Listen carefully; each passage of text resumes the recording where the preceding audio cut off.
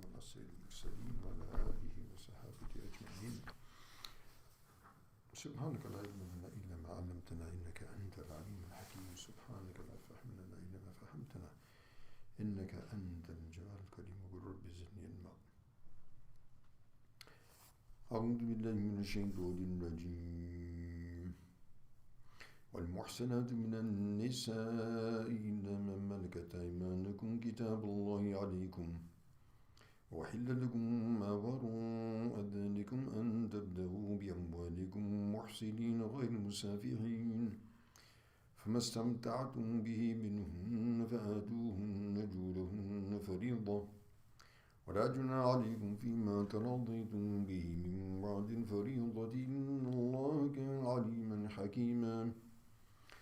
صدق الله مولانا العظيم. So here Allah subhanahu wa ta'ala continues with the final injunctions concerning the muharramat an-nisa, or those women who marriage is illegal with and whom it is legal with thereafter. So also previously mentioned all the various categories of mothers, daughters, sisters, aunts, uncles, etc. Aunts and mothers of foster mothers, foster sisters, the wives of the sons, and to combine two sisters together at the same time. So also thereafter Allah subhanahu wa ta'ala mentions وَالْمُحْسَنَاتُ مِنَ النِّسَاءِ, and also women who are otherwise married, obviously. That will not be legal. إِلَّا مَا مَلَكَتْ أَيْمَانُكُمْ, except that which your right hands possess. What does that mean? That means that, for example, in the battle, so captives are taken, they are made, the prisoners are perhaps made into slaves. That's an option for the imam. And they are now distributed among the people who have been engaged, or the people who were also who had been involved in that jihad also.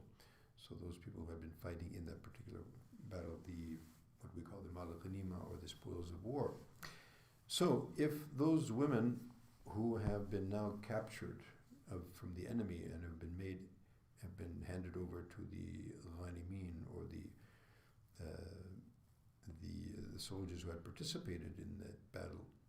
So even though they might have been married previously, as they become captives after the menstrual cycle, that previous marriage would have been finished. Also, the women who come from what we call Dar al-Harb, or the countries which Muslims are fighting with, and they escape from there, they accept Islam, also that after their menstrual periods, they will also, that marriage ceased to exist. Also, the Muslim women who have accepted Islam and their husbands do not accept Islam, and they refuse to after the menstrual cycles, they will also, that marriage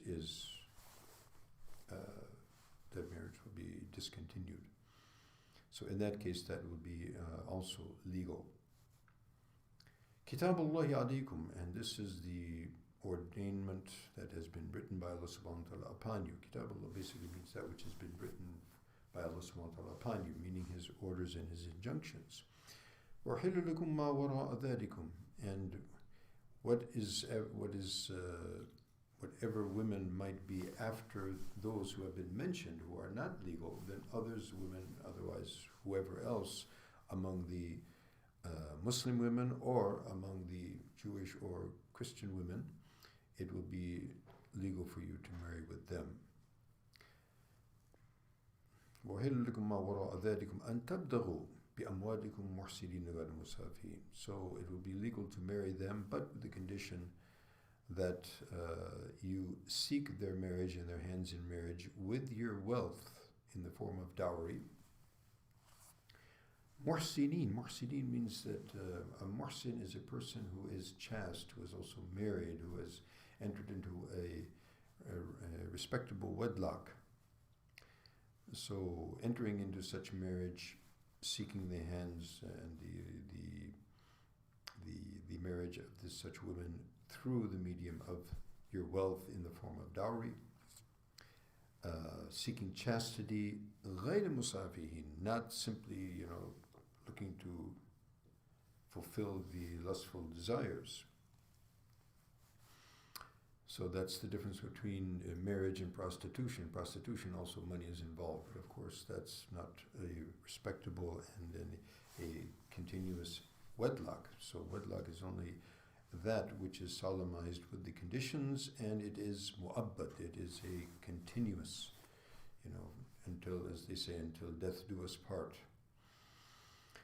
Okay, فَمَسْتَمْتَعْتُمْ بِهِ مِنْهُنَّ فَآتُوهُنَّ أُجُورَهُنَّ. So, inasmuch as you have benefited from those women, and of course there's much benefit to be had in the marriage bond. It's not simply a physical gratification. There's so many benefits, obviously, in the marriage bond. So in lieu of that, so you grant them their ujur. Ujur basically means their due monetary dues. In this case, it would be the dowry.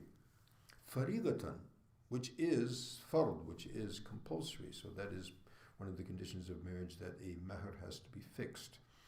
A dowry has to be fixed, whatever that amount happens to be agreed upon. وَلَا جُنَاحَ عَلَيْكُمْ فِي مَا تَرَاضَيْتُمْ بِهِ مِنْ بَعْدِ الْفَرِيضَةِ. However, once you have fixed an amount of dowry, suppose thereafter there's straitened circumstances, or for whatever reason, the woman, totally from her own free will and without any coercion, she hands over some of that dowry, or she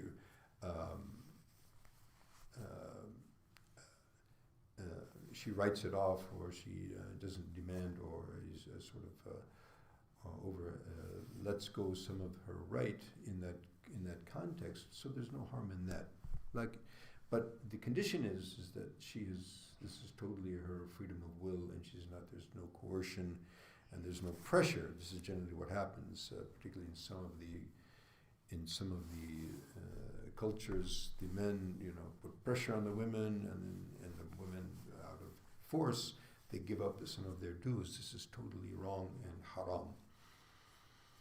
Inna Allah kana aliman hakima, and verily Allah subhanahu wa ta'ala is all knowing and is all wise, and He knows what we're doing, and whatever He is ordained for us in these injunctions, and